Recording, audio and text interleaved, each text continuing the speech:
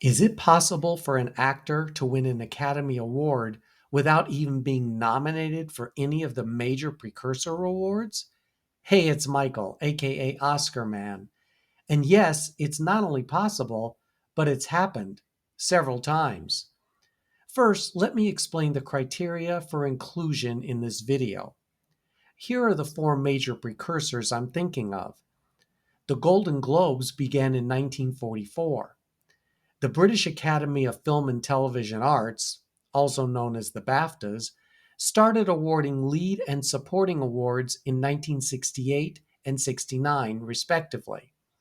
The Screen Actors Guild first awarded its peers beginning in 1994, and the Critics' Choice Awards first started handing out awards to actors in 1995. So, to be fair, I've only gone back as early as 1969 in order for an actor to have at least two chances at a precursor nomination. I also have not considered the various Critics Association prizes, like New York, Los Angeles, National Board of Review, because if I had, only a small handful would have received that dubious honor of zero acknowledgement prior to winning. Okay, ready for the first one?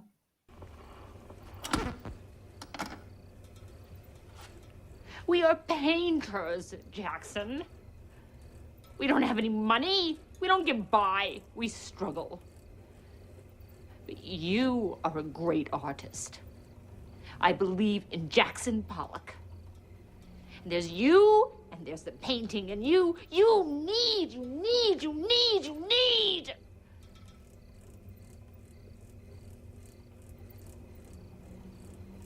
And I don't want to be anywhere else. I don't want to be with anyone else. I'm sure most of you were expecting to see Marcia Gay Harden, who pulled off her Best Supporting Actress win while being the first and so far only actor to win without a nomination at any of the four precursor awards. How did she do it? I'm not exactly sure. Harden did win the New York Film Critics Award, but I wasn't a member of SAG back then, so I don't know if screeners were sent out for Pollock. At the Golden Globes, four of the five nominees also repeated at the Oscars, 3 out of 5 at BAFTA. And at Critics' Choice, only Frances McDormand was singled out for Almost Famous. Was it simply Marcia Gay Harden's excellent performance that got her the nomination and win?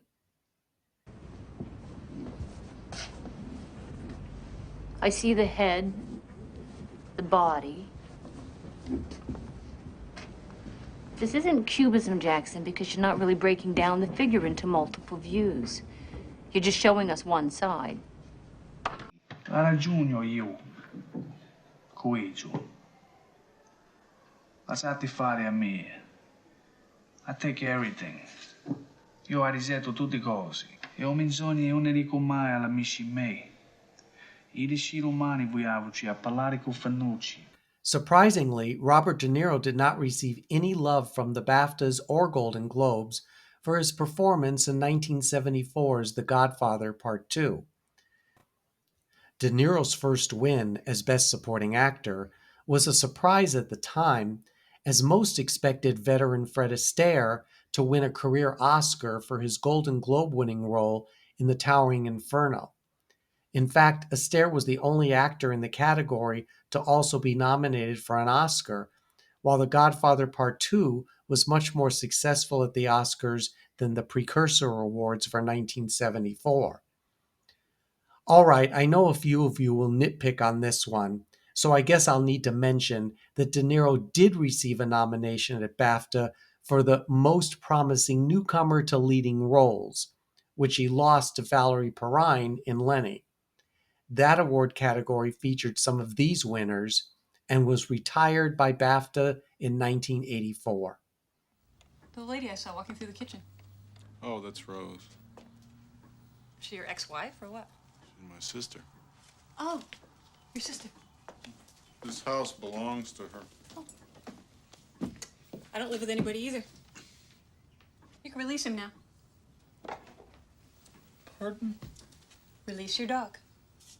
Oh. How about What do you do for a living? I write travel guidebooks. Travel guides. Lucky. I love to travel. As Best Supporting Actress of 1988, Gina Davis won on her first nomination for her performance in The Accidental Tourist. Though Davis went on to receive a second nomination for Thelma and Louise, as well as receive the Jean Hersholt Humanitarian Award, Davis did not appear on either the Golden Globe nor BAFTA lists that year. The Globes didn't match the Oscars at all, nor did the BAFTAs. Interestingly, just one performance appeared on all three lists. The one, in my opinion, that should have won. A pair of entertainment veterans won Oscars with nary a nomination prior to their wins. Here's the first. I'm sorry to be a trouble to you, but I was on my way to New York to visit my poor daughter who's... Well, then why'd you get on this flight? Because according to the schedule, the next flight back from Rome is to New York, and it's your number 5. And I thought that they'd want to get rid of me quickly, so they put me on that plane. Miss Quonset, if you help us, I promise you'll get to take trips to New York first class. Oh, thank you. Helen Hayes' win as Best Supporting Actress for 1970's Airport is one that has divided viewers to this channel. One faction says the award was undeserved, as was the nomination itself. The other half loved Hayes' comedic little old lady stowaway and supported the Academy's choice. If you don't know by now, I'm firmly a member of the first camp. This is one of the more unfortunate decisions in Academy history. Unsurprisingly, Hayes received no mention at the Globes or BAFTAs, but you know who did? Yep, her Airport co-star, Maureen Stapleton. She received BAFTA and Globe nominations, and she actually won the latter in a tie with Karen Black. So why on earth did the Academy determine that Helen Hayes should win a second Oscar for a performance that hardly challenged the seasoned actress? All I ask is to be sent back. Please don't hand me over in a foreign country. Can't you see the lady's upset? I told you to get out of this. Now sit down and be quiet. Stop it, you're hysterical. Hayes first won for Best Actress in 1932 for The Sin of Madeleine Claudet, and believe it or not, she holds the record to this day as the actor with the longest gap between Oscar wins. Who do you think could break that record of 39 years? The second veteran was this winner.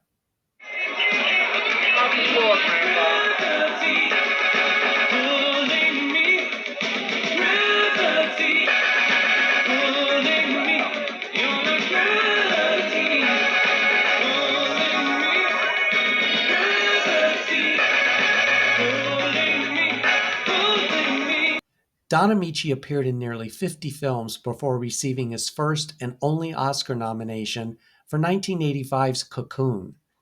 His win was a major surprise, as his performance was not mentioned for any other awards presented that year. Cocoon was a major box office hit, but was more popular with audiences than the critics. I think it's safe to say that Don Amici's win for Best Supporting Actor was an instance where the Academy voted for an overall career achievement, in addition to Amici's fun performance. Because I wouldn't count on the support of this giddy little matron. I do not intend to pay money to see nudity, obscenity, and degeneracy. Mrs. Baker, these things are all a part of life. I know, Mr. Centauri. So is diarrhea. But I wouldn't classify it as entertainment. I have always loved Eileen Hecker's Best Supporting Actress winning performance in 1972's Butterflies Are Free.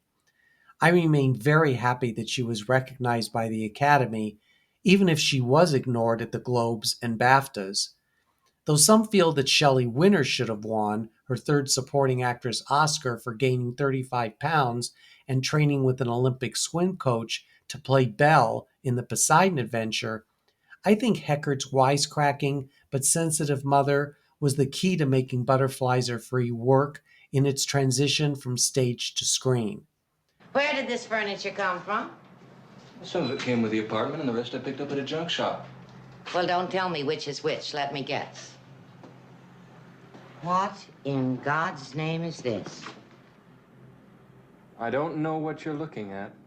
I can't describe it. It's my apartment. Have you ever thought of hiring a maid, Mrs. Benson? I want to quickly mention some winners who surprisingly received only one precursor nomination prior to their Oscar victories. Geraldine Page won Best Actress for 1985's The Trip to Bountiful, but she only was nominated at the Golden Globes and lost to Whoopi Goldberg. For 1998's Affliction, James Coburn received his only Oscar nomination and win as Best Supporting Actor. Prior to the ceremony, Coburn was only mentioned at that year's SAG Awards. Jack Lemmon won his second Oscar, his first for lead actor, for 1973's Save the Tiger. With no other wins that year, Lemmon had to settle for a Golden Globe nomination. Kevin Kline was only nominated for Best Supporting Actor at BAFTA before earning his first, and to date only, Oscar nomination and win for 1988's A Fish Called Wanda. Did you think you'd find Elizabeth Taylor's first Best Actress win for 1960's Butterfield 8 as part of this topic? Surprise! She was actually nominated for a Golden Globe Award before her tracheotomy propelled her to the Oscar stage. There are two notorious winning performances that are almost always mentioned when discussing lack of precursor awards, but before I get to them, I first want to give a shout out to you for being a part of this channel. I appreciate all who take the time to not only watch what I create, but to share your feedback and wisdom regarding what I believe are interesting bits of Oscar trivia. Once this video concludes with a message from an Oscar winner, I would be grateful if you click on the like button. And if you're not already a subscriber to the channel, consider becoming a permanent member of our friendly and knowledgeable community. In addition to joining us for a new Oscar video each week, your votes are needed in the daily polls. It's a limited slip differential which distributes power equally to both the right and left tires. The 64 Skylark had a regular differential, which anyone who's been stuck in the mud in Alabama knows. You step on the gas, one tire spins, the other tire does nothing. Two of the biggest upsets in Oscar history were in the Best Supporting Actress category. My favorite, by the way. Of course, you knew that Marissa Tomei was going to be part of this video's topic. Let's talk about the nomination.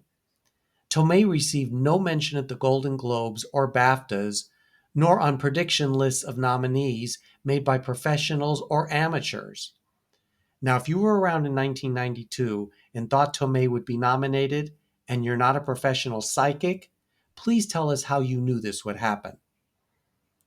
Anyway, Marissa Tomei's surprise nomination caught everyone, okay, most, by surprise, but it was hardly taken seriously beyond that.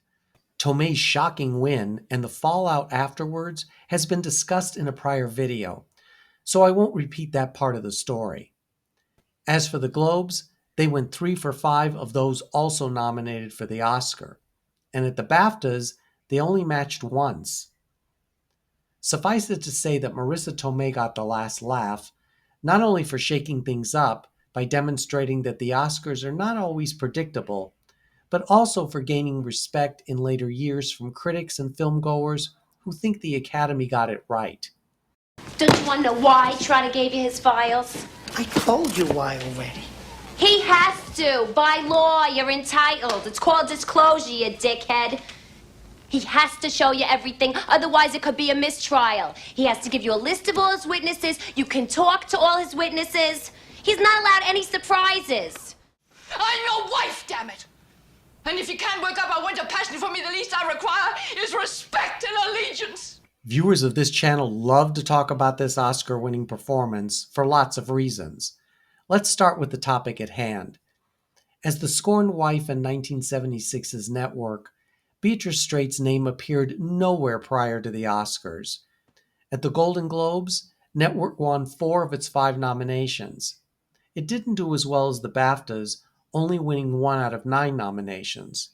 So it's a real dichotomy as to how a film whose cast was recognized by both precursor award entities, who saw fit to nominate them in the lead actor, actress, and supporting actor category, failed to see the merits of Strait as supporting actress.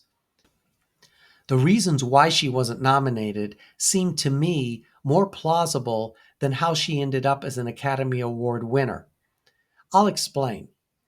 If the SAG Awards had existed back then, I think her fellow actors might have nominated her. Look at her narrative. True, her character was in the film a total of 5 minutes and 2 seconds, the shortest performance to win an Oscar. But Beatrice Straight does not hold the record for either the shortest performance to be nominated based on actual minutes or percentage of time on screen. She's only 5th in that tabulation. Now, aside from her small role, it was one that I think resonated with a lot of women who had similar experiences as wives whose husbands leave them for another younger woman. Straight's Oscar scene probably hit too close to home to be completely ignored. This is your great winter romance, isn't it? Your last roar of passion before you settle into your emeritus years. Is that what's left for me? Is that my share? She gets the winter passion and I get the dotage? I think for the nomination, at least, Strait was caught up in the overall love of the film by the actors branch. How she won is a subject for another video. I want to add that I would not have been surprised at the time had Network scored a Best Supporting Actress nomination. I just thought it would have been for Marlene Warfield's turn as the underground revolutionary Lorene Hobbs. Like Marissa Tomei's victory, Beatrice Strait's win is divisive among Oscar and movie fans. Which side do you take regarding the Academy's choice? Was the nomination deserved, or was Strait's role too short to even be included for consideration? Was it the character of a deserted wife that got her into the top 5? The strong, powerful monologue? Or was it simply her excellent performance? Without a doubt, Beatrice Strait's history-making win will continue to be among the most debated among us Oscar nerds, or aficionados, whichever you prefer. Now, did I leave out any winner you can think of who won the Oscar without any precursor award nominations? Of course, there are those from the early years, but what about those within the time frames I presented? Please let us all know. And until the next video, I leave you with this. That you have given to me your recognition. You've given to me your love. You have given to me, and I hope I have earned, your respect. For all these, I am deeply grateful. Thank you.